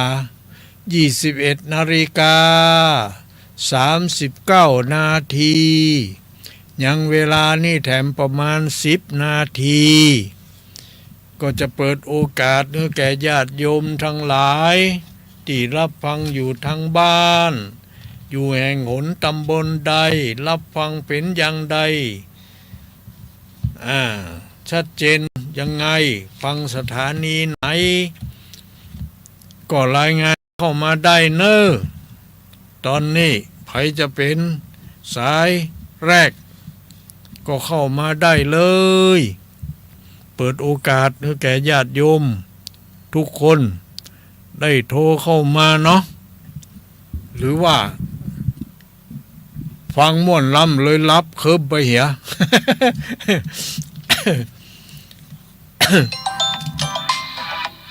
อันมาแล้วอันนี้ไผจ๊ะ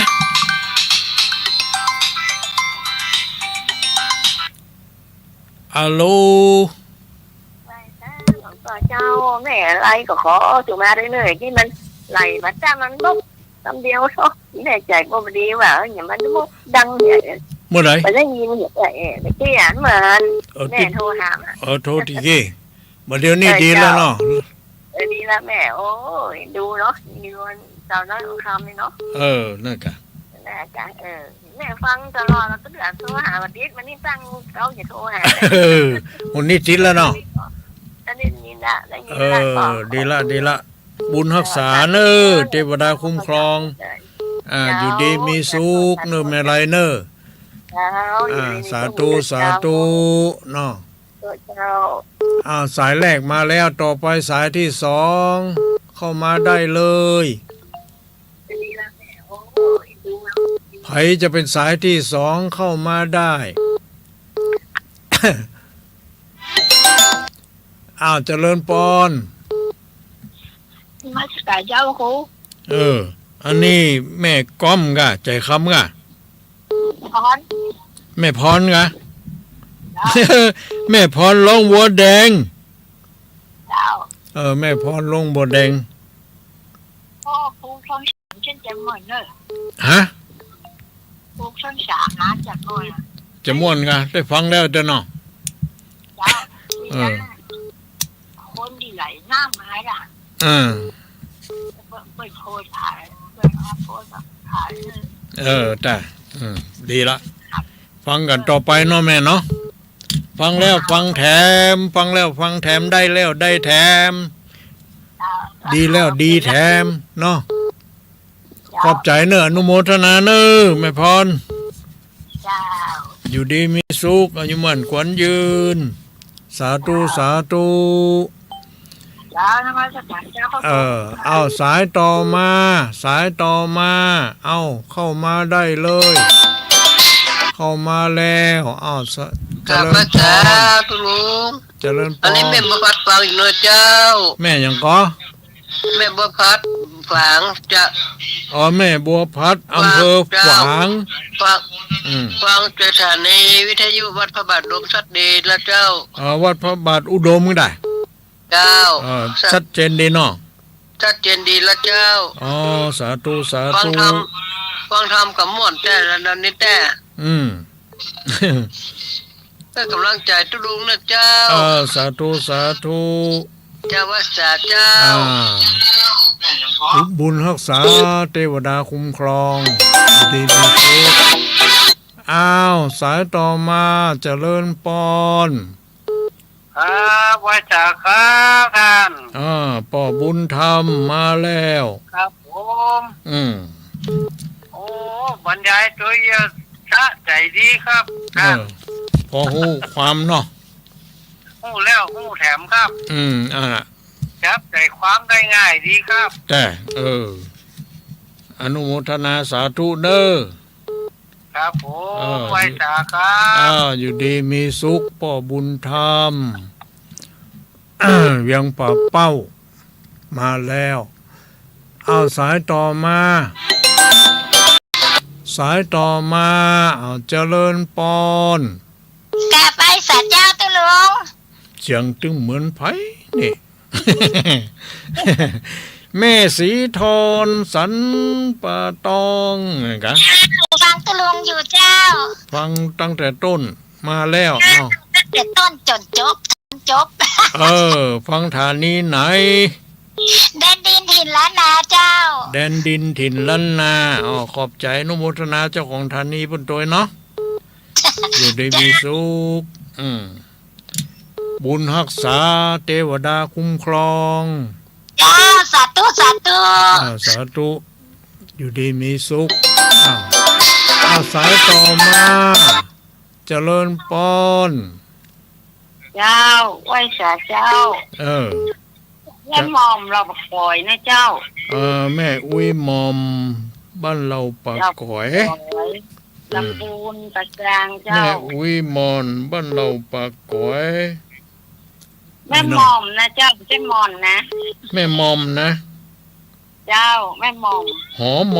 มอมไม่เอกเนาะ หมอมเจ้า มอมเราปากก๋อยฟังชัดเจนดีเนาะแม่เนาะ ว่าชัดเจนดีเจ้า ฟังฐานีไหนก็ สถานีห้วยสองซักเจ้า ห้วยตองซักเนาะแม่เนาะขอบใจอนุโมทนาเจ้าของฐานีเพิ่นตัวเนาะเพิ่นได้ก็สัญญาณทั้งแม่ได้ยินได้ฟังเจ้าอย่าลืมบุญคุณเพิ่นเนอะสาธุ ไหว้สานะเจ้า สาธุเนอะอยู่ดีมีสุขบุญรักษาเทวดาคุ้มครองสายต่อมาเข้ามาได้ยังมีเวลาอีกเยอะแยะเนาะเจริญปอน ไหว้สาหลวงพ่อเจ้า ว่าไง ได้ยินชัดเจนม่วนเนาะ ได้ยินชัดเจนดีบ่อันนี้แม่ฉลาดแม่ฉลาด เจ้าแม่ฉลาดเจ้า แม่ฉลาดเจซ้อน เจ้าโอ้โหจักดีเนาะจำได้เนาะ จำได้จำเสียงได้อยู่ เจ้า แฟนประจำ FC เดี๋ยวฟังชัดเจนดีนะเจ้า สาธุนะแม่เนอะ เจ้า บุญรักษาเทวดาคุ้มครองอยู่ดีมีสุขสาธุสายต่อมาเอาเปลี่ยนกันเนาะคนที่บอกเคยโทรก็โทรมาพอนี่มาแล้วเจริญปอน ครับมาครับ จากไหน จากนี้ครับ โปรโมกอะ แม่นแล้วครับ ลีนี่ฟังชัดเจนดีเนาะ ชัดเจนดีครับ รู้ เรื่องดีชัดเจนดี ดีละปอเนาะอยู่ดีมีสุขเนอะปอเนอะ ครับ อายุมั่นขวัญยืน ครับไหว้สาครับ บุญรักษาเทวดาคุ้มครอง ครับ สาธุครับไหว้สาครับ สายต่อมาเขาก็จะได้ฮู้ว่าเปิ้นอยู่แห่งหนตำบลใดได้ยินได้ฟังเนาะเจริญปอน ไหว้สาเจ้าตุลุง เจริญปอนแม่หยัง คำปันเจ้า แม่ค ประชางจะบ้านละปูนเจ้า ำแม่คำปัน เจ้า อำเภอป่าซางจังหวัดลำพูนนะแม่เนาะ เจ้า แม่ฟังฐานนี้ไหน ลำพูนวิดีโอเจ้า ลำพูนเรดิโอนะแม่เนาะ เจ้า เพิ่นถ่ายทอดสัญญาณเลยขอบใจอนุโมทนาเจ้าของฐานีด้วย เจ้า บุญรัก ฟัง ษา แล้วฟังแถมตุลุง ฟังแล้วฟังแถมได้แล้วได้แถม ฟังแล้วหูแถมน้ำตุลุงเนาะ ฮะ ซ้ำหูแถมไป ฮู้แล้วฮู้แถมนะกะอย่างเฮากี่ข้าวเฮาบ่จะกินวันเดียวลูก เจ้า มันพูดก็กินมันฮื้อก็กินเนี่ย อนุโมทนาสาธุเนอแม่เนออยู่ดีมีสุขบุญรักษาเทวดาคุ้มครองสาธุสาธุโอ้มาหลายที่หลายทางหลายทิศหลายทางเข้ามาเลยเจริญปอน เจ้าขับไว้สาเจ้าทุลุงแม่สุแก้วแม่สุเกียวบ้านศิลพรสิเตี้ยมานุ่งคุณนะแต่สวนนะกุมารผูกพ้น2แล้วเนาะผูกพ้น2โอ้ถ้าอันเต็ดโดยบรรยายโดยเข้าใจดีเด้อใจดีแต่คนได้บัดดีกับเอาขึ้นบนบกบนเหือเนาะที่เป็นกูลเป็นบุญนั่นเพิ่นก็เอาขึ้นมานุ่งแล้วแน่เจ้าสาธุสาธุเด้อชัดเจนดีเด้อขึ้น98.75วัดห้วยตองซักนะเจ้าเจ้าสาธุขอบใจอนุโมทนาเจ้าของธานีโดยบุญรักษาเทวดาคุ้มครองเจ้าสาธุเจ้ามีโชคมีชัยสายต่อมาเข้ามาได้เลยเนาะเจริญปอนไรช้าพระครูเจ้าอันนี้แม่ยังก็เนี่ยเดี๋ยวเนอะแม่เรือนแสนต่อแม่เรือนแสนต่อวังเหนือรับฟังชัดเจนดีเนาะบ่มีอุปสรรคปัญหาหยังโดนมาแล้วได้เจ้าจีฟังขึ้นได้หมอกเจ้าได้ขึ้นโดยหมอกเรดิโอเนี่ยเนาะของดารุณีเจ้าดีละอายุวโนสุขังพลังบุญรักษาเทวดาคุ้มครองอยู่ดีมีสุขสาธุสาธุสายต่อมา ยังมีเวลาแถม10 นาทีอยู่โอ้โหใครบอกเคยโทรมาได้เลยอาจเจริญปอนนมัสการลุงแม่ก้อมใจคำเจ้าวันนี้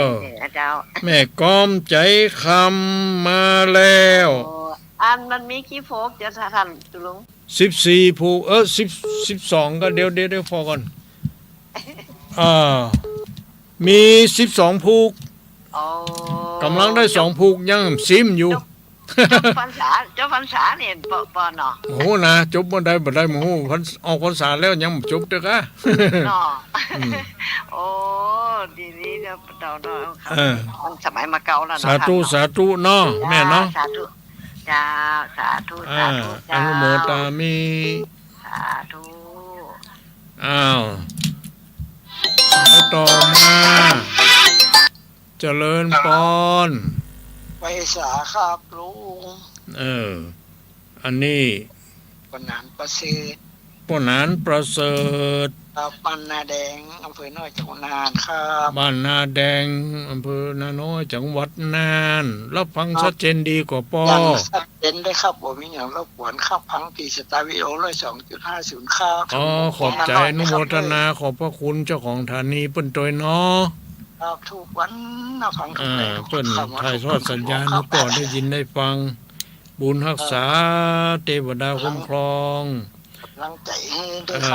สมปรารถนาจุเยี่ยงจุปการรักษาฝากดีนะครับสาธุ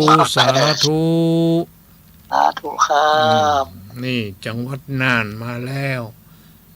ต้องไม่สายต้องไกลๆพวกเราว่าจะได้ตั้งลำปางหรอ เข้ามาได้เลยที่ไหนพ้องที่เราฟังอยู่ใกล้ไกลยังได้ส่งรายงานมาโดย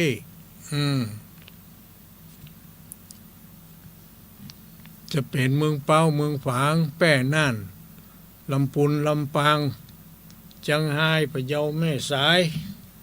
อยู่แห่งหนตำบลใดใกล้ไกลยังใดเนาะเข้ามาได้เลยแจ้งผลการรับฟังเข้ามาว่าเป็นยังใดฟังชัดเจนก่อนเนาะจ จริญปอน ตาใบสาธุลุงเจ้า สาธุสาธุ แม่สีกุลจันทุละหนองรองลำปางเจ้า แม่สีกุลจันดุละ ฟังสัดเจนนี่เนาะ ชัดเจนดีเนาะฟังแต่ต้น สัตว์เต่าเปิ่นยังหักลูกคนก็หักลูกกันเนาะ ก็อันนั้นกะ กันนะ ถ้าคนมาฮักลูกนี่ก็ให้เหลือซัดก่อนงานเนาะ อ๋อ นั่นแหละ สัตว์ยังหักลูกเนาะ โซหาลูกปฐมโมสังโฆจนพ่อหัวอกแตกตาย กันนั่นน่ะปอดตายย้อนลูกเนาะ แต่ว่าเพิ่นตายแล้วเพิ่นไปเกิดสวรรค์ชั้นดาวดึงส์พุ่นเนาะ กันนั่นน่ะเปิ่นจะได้ไปเกิดดีแล้วเนาะ ก็นั่นน่ะเพิ่นทำบุญมานักโลกเนาะ นั่นน่ะเจ้าอย่างคนเขานี่ก็ต้องทำบุญทำทานไปเนาะ อันนั้นค่ะเมื่อมีเวลาโอกาสเนาะ เจ้า สาธุสาธุนะแม่เนอะ ใส่ที่ลุงนะ อยู่ดีมีสุขอายุมั่นขวัญยืน ดีมีชุกเช่นกันนะ สาธุสาธุ สาธุเจ้า แม่เลื่อนแสนโตมาแล้วเจริญปอน พระเจ้าจะดูใครเครียด นี่แม่อิน เสมิงจำเสียงได้อยู่ เจ้าฟังไม่วางเลยดีเอาชัดเจนเจ้า ชัดเจนดีเนาะแม่ก็สบายดีแล้วกะก็ว่าจะได้ ดีขึ้นมาละ ดีแล้วเนาะบุญรักษาเนอะเทวดาคุ้มครองอยู่ดีมีสุขนี่เสมิงมาแล้วต่อมาที่ไหนแถมจ้าเจริญปอน กว่าจะเจ้าเมืองเป้าเป็นเด้อ ที่ไหนจากไหน เมืองเป้าเจ้าแม่บุญลาย เมืองเป้าเจ้าทางส่วนดารุณี แม่ยังก็เสียงกุ้ยฮะ เมืองเป้านะเจ้าแม่บุญลายปุ่มพิง แม่บุญหยัง บุญลายปุ่มพิงเจ้า แม่บุญไร เจ้า เมืองเป้าเนาะแม่เนาะ เจ้าบ้านหลวงประมาณเจ้า บ้านหลวงปามันอำเภอเป้าจังหวัดเชียงใหม่เนาะแม่เนาะบ่ใกล้หลายดอยนี่บ่ได้ สาธุสาธุเนออยู่ดีมีสุขอายุมั่นขวัญยืนเป็นลมโพลมใสของลูกหลานไปมื้อนานสายต่อมามีอยู่ก้ามีก็เข้ามาได้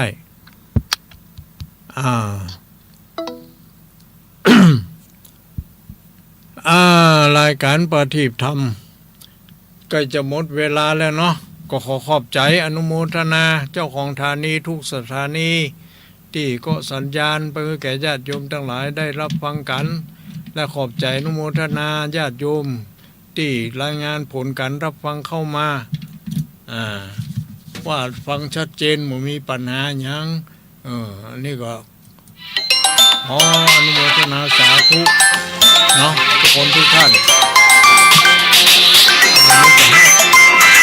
ห้าสายสุดท้ายเนาะจะหมดเวลาละเจริญปอน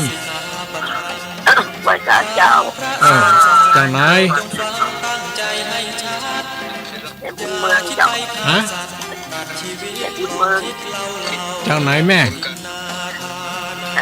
จากไหนแม่อยู่ไหนของห้าตำบลน้ำตก ทุ่งห้า ตามตก ขอบใจเนอะแม่อนุโมทนาหมดเวลาแล้วเนาะก็รับฟังในวันพฤหัสหน้าเนอะแม่เนอะอยู่ดีมีสุขผู้คนทุกท่านจัตตารโอธรรมาวัฏันติอายุวันโนสุขังปะลัง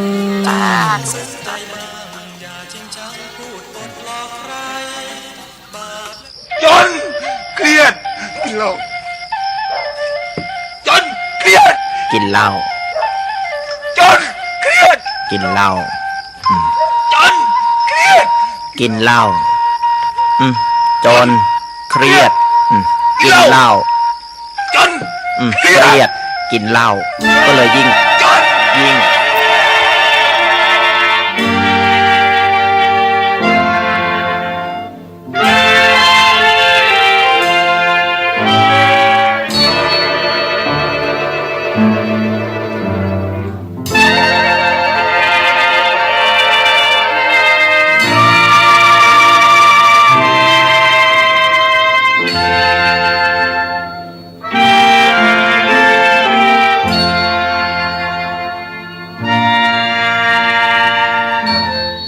ดึกแล้วคุณค่าหมดเวลาขอลาก่อนจำใจจำจนให้เราร้อนเป็นหนักหนา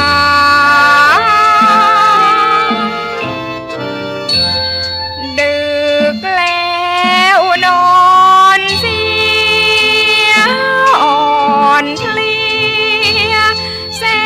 นเมื่อยล้า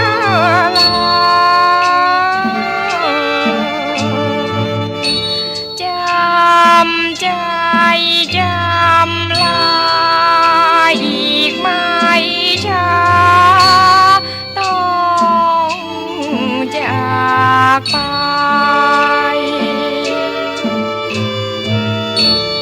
จำใจไกลกันรุ่งอีกวันพบกันใหม่